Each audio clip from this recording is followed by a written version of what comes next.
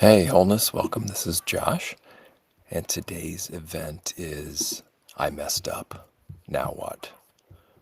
And the description I have for this event is not exactly a confessional.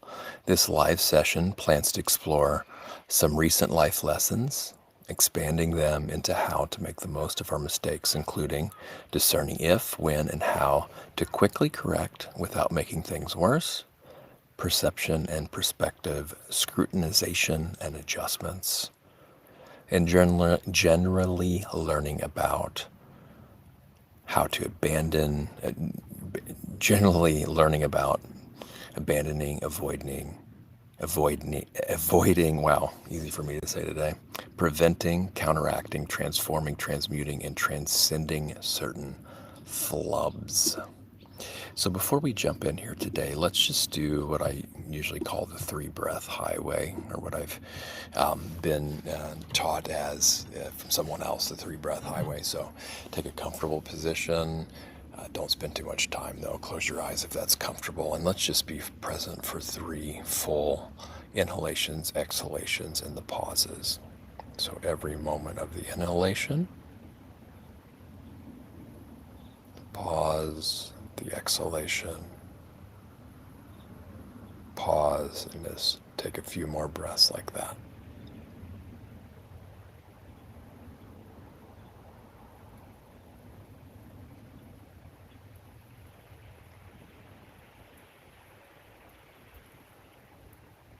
Yeah, if you notice any obvious areas of tension, you can relax it.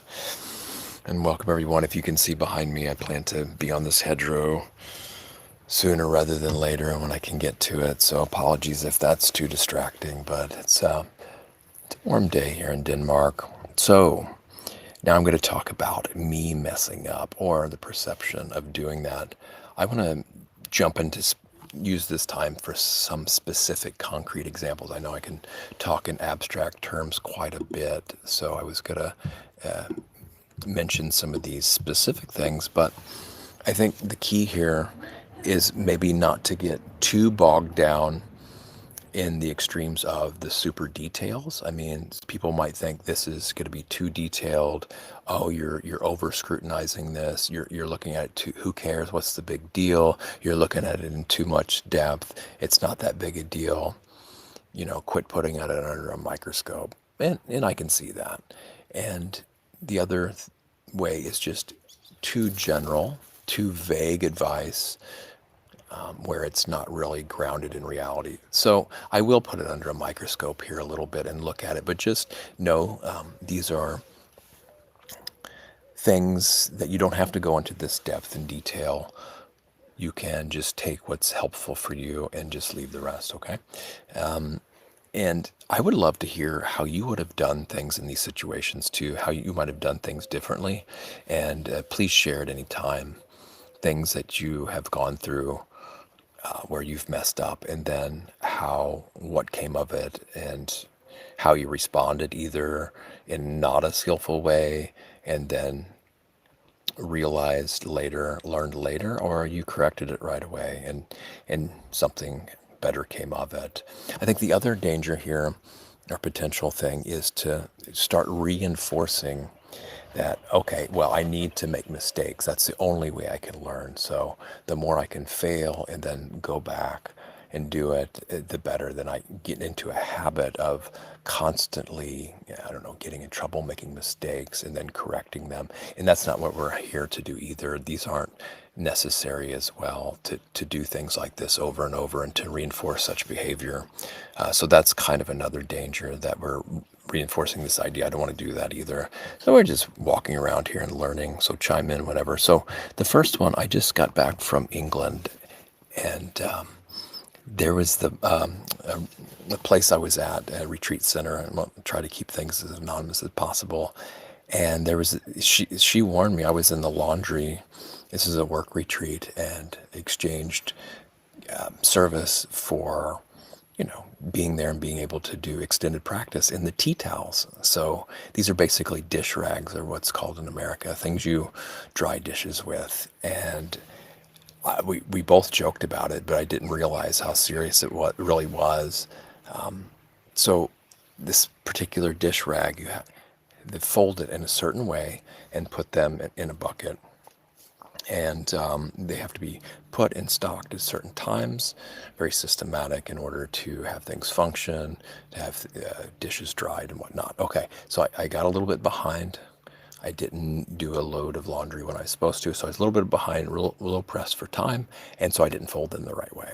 I just folded them, I think, twice, and I didn't know what the big deal was. I did more practical person, and then somebody came up and said, "Hey, you need to fold these," and I'm just like, "Well, what's the big deal? You can still get at them the same way." But there was this hemming and hawing, and then finally I found out there was a practical reason to do that I didn't know. So I already then shot off my mouth. I was saying, "Oh, this is the British flag. Let's run up a flagpole, see who salutes it. Maybe we need some kind of royal decree to get these tea towels right." And I just didn't realize all the kind of ideas and emotions around this. But there was a practical thing that I was overlooking, and it was that some of them were thicker and it was needed for a steaming device. And so they couldn't access. They had to go through a huge pile to get a thicker one that they needed. And later I said, just use two of them instead if you needed thicker tea towels. And I'm just like, wow, such in my mind, this is such a minuscule thing, but for other people, this is really important. And I felt there's an excessive use of them. Anyway, it's just, so the point being here is my righteousness and my thinking that, oh, the way I wanted to do it was okay. Well, I was wrong.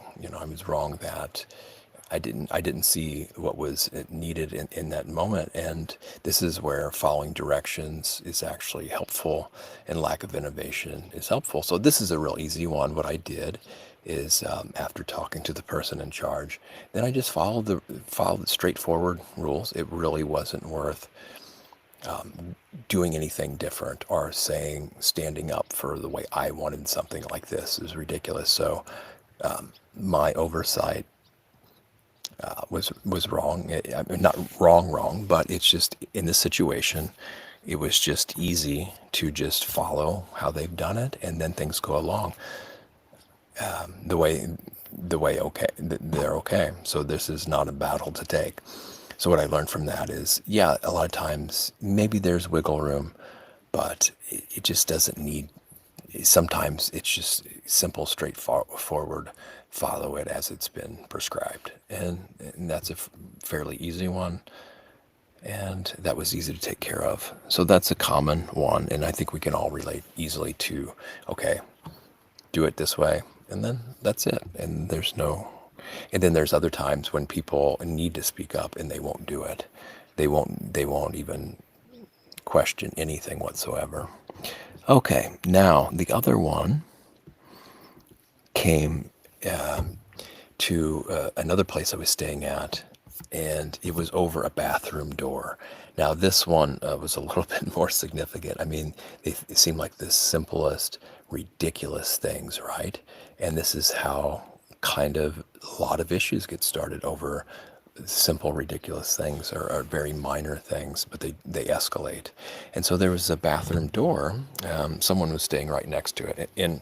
And this door, when you opened it, it would stick on the floor, which was nice because you could easily walk through there and not have to pull this heavy fire door open every time. But the thing is, then didn't know how long it would stick, and then it would close. And that's okay. It was fairly quiet. But at the end, the door handle, it made a significantly loud sound. So there was a rule of no talking in there because it's an old building and the walls were thin. So the gentleman that was there, he told me to, you're not being mindful. You need to grab the handle and make it quieter when you do that. So finally, I sat with this a little bit, and I was like, basically, first off, I'm not being seen as mindful. This is the only thing that's judging my mindfulness, right? Just because I'm not catering to his preference, now I'm not a mindful human being. Like everything else I do is being maybe I'm going too extreme, but I never got any acknowledgement of how mindful I was for any other situation in life, right? But as soon as I didn't do this door handle his way, well, then I wasn't being mindful. I wasn't being considerate, which there is something to that, right? But to me, there really wasn't a choice there. So what I finally did, because I felt like I was being dictated to and not given a choice. So what I finally did after going back and forth on this and seeing it like that, I actually did have a choice. I could, and I did this. I spent the extra time, at least part of the time, not in the middle of the night, is to go out the other way and go a long way around. So I wouldn't even have to do that. That was my choice. It was an inconvenience, but at least I did have that choice that I didn't see before. And then that way it avoided it. So what it turned out that he was moved into a different room and then it become a non-issue because nobody else really mentioned this. So these things on the surface that people they often point and underlie to different things. I mean, to this it seemed like he wasn't being respected, right? I was didn't I felt like I was in a position where I was being dictated to. So with around this door handle, there wasn't really middle ground for either of us, and either of us weren't really willing to budge on the way we thought things to do. Why? And I said, why should I spend my time, extra time, waiting for that door to close? Because it was, you couldn't push it any faster. So my time was I didn't have any option other than to wait for that door to close and then close the handle. Okay. If it would have been, that's the other option, or not use that door. So that's what I chose, just to leave it instead of doing that. So I probably, in my hubris and not very nicely, I said, okay, well, I want you, every time you go by my door, to stop and wait a few seconds and then go by very slowly, because that's what I feel like when I have to waste my time waiting for that door. Now, I don't want to blame anybody, because there's no one really to blame. It's an old building. It's going to be torn down in not too long a time. To dedicate the resources to change something so minor is not really worth the time and effort. So the way it worked out was just de-escalating and just removing myself from the situation, giving space, giving boundary, and especially to myself too, and not removing blame, and just doing the other option, because usually there is another option. It took me a while to see what it was, and just not even use that door, and keep distance until things cooled down and he moved. So that's kind of what I found out. There were maybe some other things involved after that doesn't really make sense for me to go into publicly here, I feel. And I think in the long run, if there's any aftermath related or involved with that, I feel that it's going to work out okay. All right. So the next example I have here is, this is not a proud moment here. This was during the lockdowns, and I did retreat at a local, somewhat local place in the United States. And from what I remember now, my memory could be faulty on this. I told them I wasn't going to wear, mask when I didn't need to. When I wasn't around people. No, what did I say? Boy, I can't even remember now. So let's put it this way. At the end of the retreat, I told them I didn't want to. No, I can't remember. But basically, I felt I was put in a position, whether it's true or not, can't remember, put in a position where they were taking a group photo. And in order to do that, since we were sitting close to each other, everyone had to wear a mask. And I thought I made it clear from the very beginning that I didn't want to be put in this position where I would have to do that. And I think this is one of the only times. So I felt like I was put in a position where I had a choice to wear this mask to get a group photo. And since we had all done this meditation,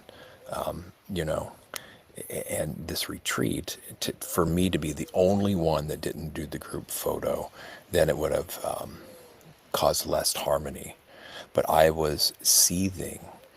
This is probably one of the last times I can remember I've been so angry that I felt like I was kind of ambushed to be put in this position of either you wear this, or you're going to be ostracized or whatever.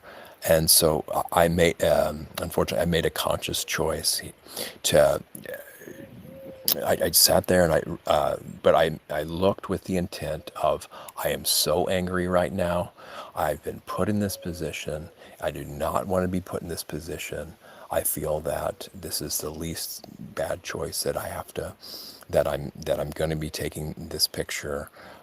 But hopefully you can see the intent in my eyes that I'm angry. I don't like this. I'm trying to protect myself. I'm not being respected for my choice. And so, yeah, that emotion was not helpful either. Having that amount of anger at something like that was definitely not helpful. I know this was challenging time, no matter what side of the issue you fell on during this time.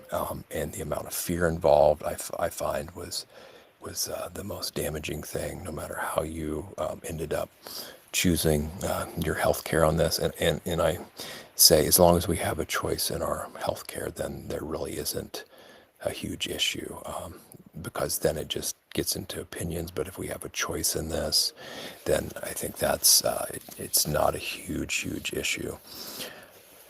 Okay, so how could I have done things differently there?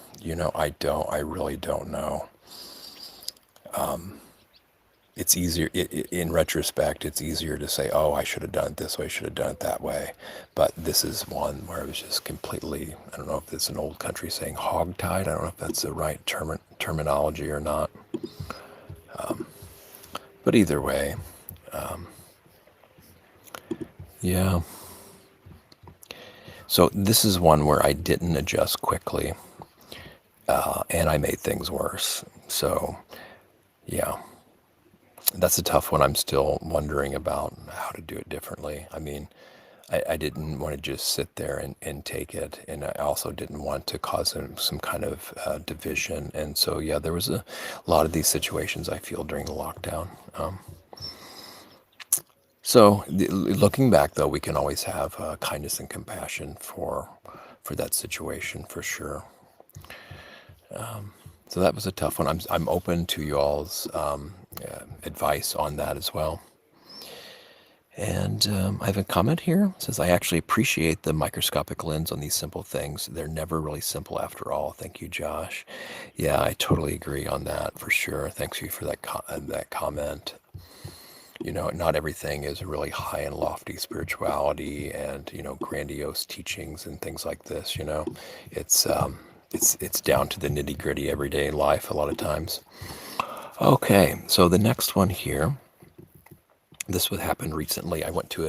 Was in London before I came back to the EU here, and I went to a Tibetan place. I've never been to a Tibetan place, and so I walked up there, and the door's locked.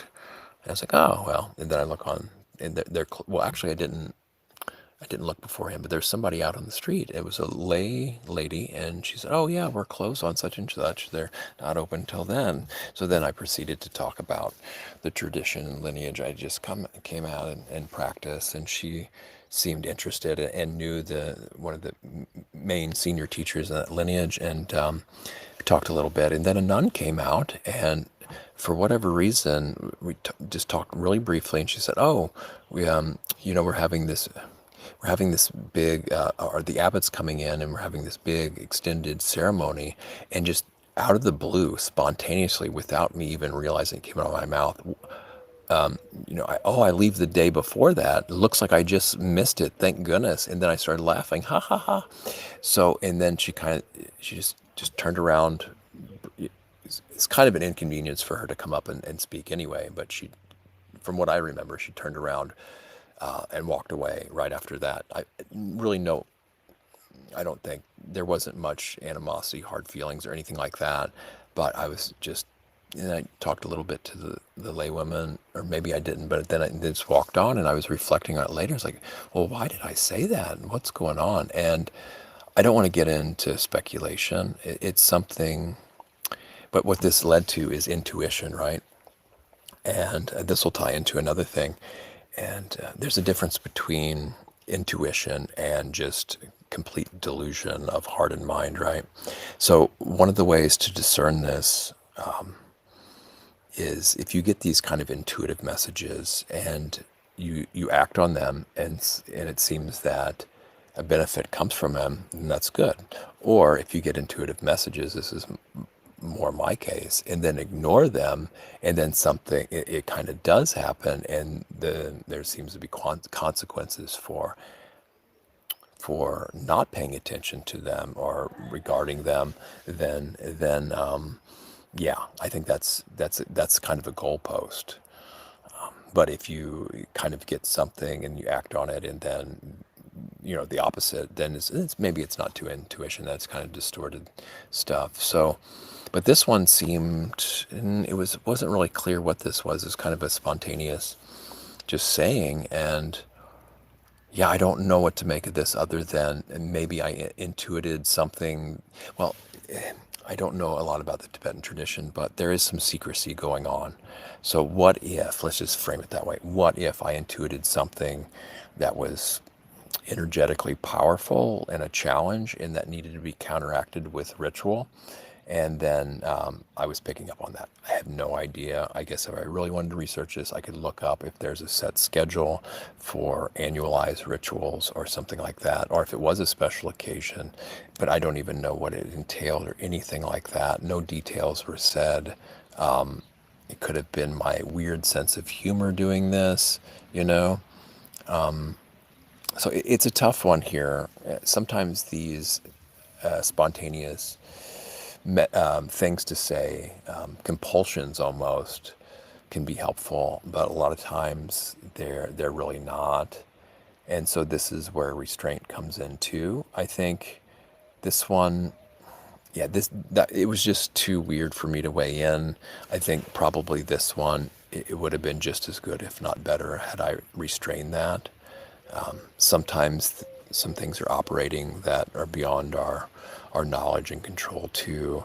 But at the end of the day, I have to take full responsibility for what I said, and how I responded there, because nobody else is responsible for that. So that remains to be seen, and that's kind of maybe a mysterious thing. If anybody has any clues on anything like that happening or what to do about it, please share. Okay, so this next one is one that pretty much everyone can relate to, I would imagine, if you're involved in commerce. So I went to the store here, local store, and at first I said, oh, hey, this doesn't have a tag on it. Do you want me to go get a tag? Or, oh, no, I'll look it up. So it was put in wrong. I got the organic version of this, and it was one of the non-organic versions of putting in. Luckily, I asked for the receipt, but I left the store. Oh, they undercharged me. So I go back, figure out the math, but then I miscommunicate how much, just to spare all the details, miscommunicate. Well, I thought I was getting one, but then I didn't say it exactly. The wrong change was given again, and then I go out and do the math again, and then I go back in, but the gal who's there is now gone. There's a huge line there, and I feel like I'm imposing in a way. I didn't want to stand in the whole line just to give a few little change back. So I just handed it to him, and I said, hey, I owe you this. Then it turns out later I did the math wrong, and just a really small fraction of a money off. So talking about this with my fiance later, and these things tend to balance out. But for this one, it was just when I was walking away, oh, should I do this or should I not? And I just got a clear, go do this right now. And that way it would have maybe been lingering, and that's okay too, I guess.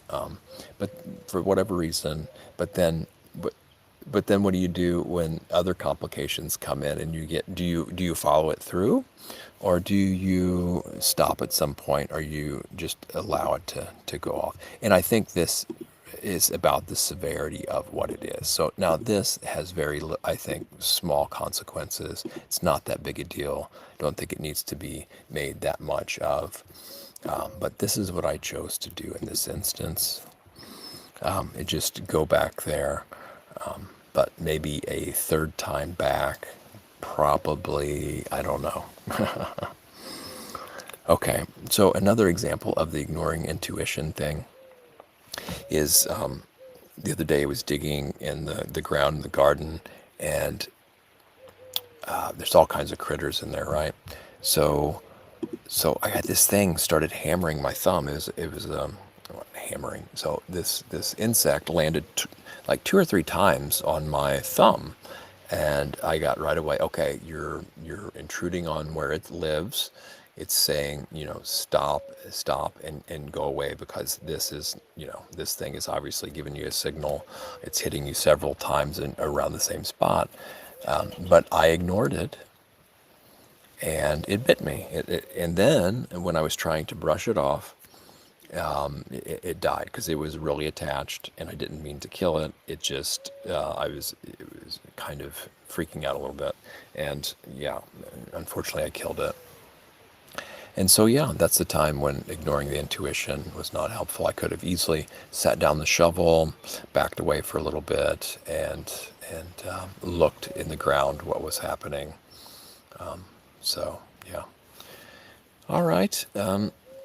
I think another reason to do these is that in Buddhism is the 5 precepts. So these, for those of you not familiar, give you to abbreviate. This is not what it is, but just to remember: no harming, no lying, no thieving, stealing, no sexual misconduct. That's usually what it's called. And then no intoxication. So it's not an all black or white thing, especially when you're starting out. And actually, even before these, the Buddha taught generosity. So generosity was key when these things, for these things, for sure. So this primes the heart and mind in a different way than usually mainstream society of, I got to get mine, I got to get mine, and that's what's going to make me happy. No. Well, I mean, yes, that can. Of course, you can't deny that. There is a happiness in getting what you want, but usually you're on to the next thing. The sense of satisfaction it gives is very small and momentary, and then it's on to the next thing. But a sense of generosity, of giving, you can pay attention before, during, and after. And there's a great amount of happiness in that. And it helps foster letting go and release and well-being, but at the same time supportive to who you're giving to. It's supportive to your own heart and mind. So this is the absolute kind of prerequisite, even before getting into the training of these precepts. So it's all based basically on non-harming, and like it's not an all or nothing thing, right? You look at just take drinking, which is in the West is really a big thing, and it's not an all or nothing thing, especially when you're there to say, okay, I have to stop everything all at once, or I'm breaking this or failing at it. Well, that's beside the point. What's practical here? Look at my life and what challenges there can be around this, and then you can just ponder of what could be better and for my own well-being and happiness and those around me if I were to take this on, train in this precept. Same thing with the other big one is honesty. So there's so many white lies and inaccuracies.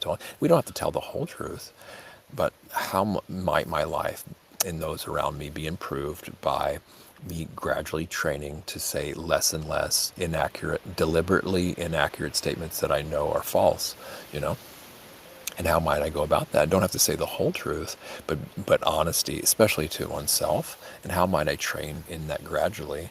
And then how might I experience well-being and happiness for this? And then stealing, and that one's pretty obvious for the most of us, and there's different degrees of harming, of course. I mean, probably everybody takes for granted that they haven't killed a human being today. I would hope that everybody on this call that.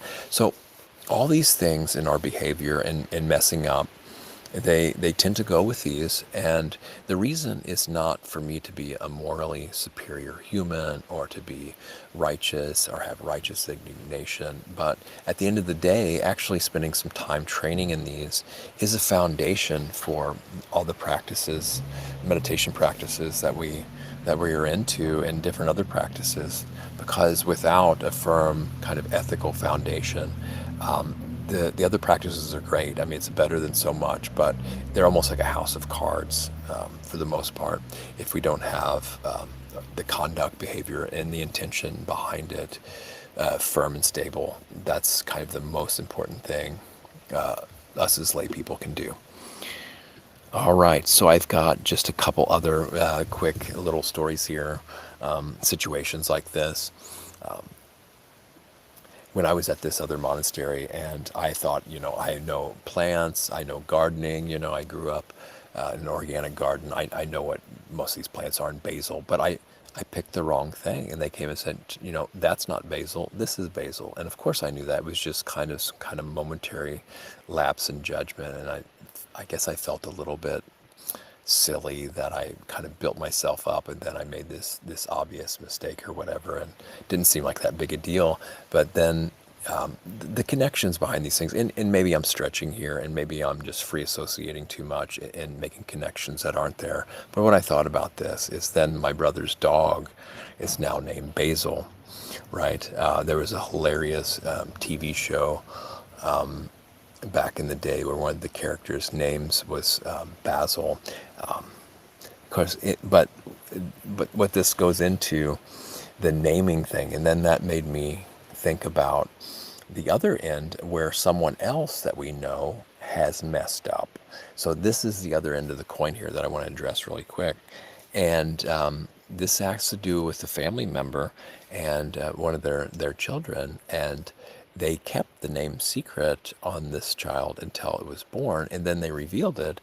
And so then the question came out right away, oh, why did you name them this? And one of the main reasons was both the first and middle name wasn't a name in the immediate family. They wanted to do something totally original. And then when it came to one of the names, I said, oh, wait a second, did you know this person in her family's middle name was that? And they both looked at each other like, oh my gosh, we just lost on this. We just failed because we didn't know that. And our whole intention for naming it that is now out the window. And yeah, so I think, I don't know. Now, how I deal with this is, if I made any errors here, it was maybe to laugh and poke fun at this a little bit too much, and it's probably not the most appropriate thing to do around this. It was a really easy mistake. It doesn't really make that much difference one way or the other. So for me to continue, not continually, but maybe I did that for a little bit too, rub that in or point that out, I mean, what purpose does that make, you know? So then once that's cleared out, then how does this sit in the heart, you know? Yeah, it's, again, to me, it's not that obviously big a deal. Maybe for them, I don't know what it's like for them. But for me to go on and poke and prod at something like that, I don't think I did it too much, but still, any of that I don't find is really helpful or conducive. All right. And then this last one is the intoxication on this. It used to be, I don't know if you know this story, I used to go out and drink in college and stuff like that, as many people did, and could get intoxicated and binge drink and then wake up the next day like really not much happened. And then gradually when I got into meditation, even before I knew much about the precept, it just got less and less and less to where it got to be like one beer and I was hungover for a couple days. I was like, I didn't even know that was possible. So I said at that point, what's the deal? I mean, what's the point of even doing this? So then in 2013, gave up all of that. And then even to the point where kombucha, I don't know if you know this fermented tea, it's legally non-alcoholic, right? But it still has trace amounts of alcohol. I would get buzzes from that. So kind of quit drinking that too. Maybe had like one or two a year or something. But what's the point? So I was in England and was sitting down at a garden shop with a friend, and I wanted to get a drink out of a cooler along with something, but it was had to pay for it at another cooler.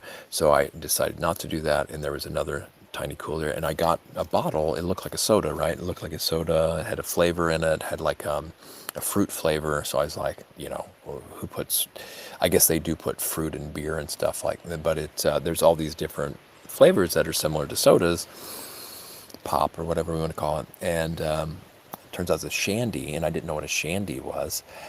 So I'm drinking this, and ironically, I'm talking about keeping the precept, and I look at this, that I forget how. Yeah, I guess I look at the bottle. I was like, holy cow, this has alcohol in it. It's like a half a low thing beer. And then, of course, immediately once I realized that, I quit drinking, and then I probably shouldn't have gave it to my friend, and immediately proceeded to put it in his cappuccino. And I've never seen anything like that. That was so bizarre. I thought it was kind of funny, but it turned out it could have been unrelated, but for the next 2 days I had like diarrhea just from like a small amount of this really low end beer that I had no idea. So technically I didn't break the precept.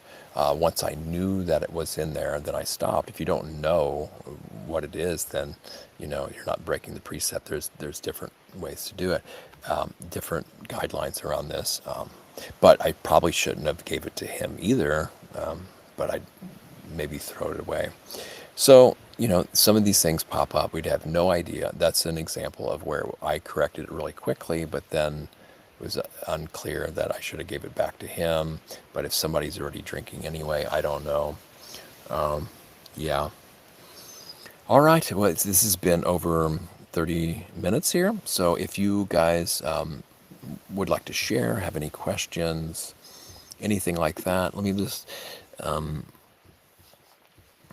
look at the description again. And yeah.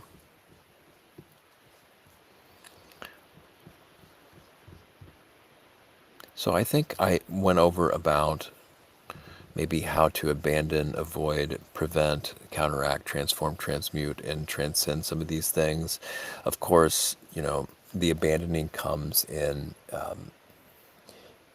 the obvious things we know beforehand, in abandoning those situations and people to the extent that we can, and avoid to, and prevent where we can. And then counteract is, if we know we're going to be in a situation ahead of time, if you can be prepared, have different options on what to do, how to respond, maybe without going too much into planning and fretting and anxiety mode. Maybe talk to others, see what they do, how they respond, or what they do in certain situations that they may have to go into. Transforming, I think a lot of times that might come after the fact of what do we do with our hearts and minds once something has already happened, and that comes along with transmuting. And then transcending is, I think, I don't know how to put that. I think I'll just leave that one open. And of course, how we view all these things is about more important. How we view them, is it leading to more suffering or less suffering? That's the key. And for me, being willing and open to receive feedback and to know the most skillful, wholesome, and wise things to do and view, I am open to that for sure. And yeah, adjusting, learning from mistakes. So with that, rambled on long enough. I really appreciate you all listening and being here. And yes, until next time, be well and correct well, and make the most of our perceived messes and real messes.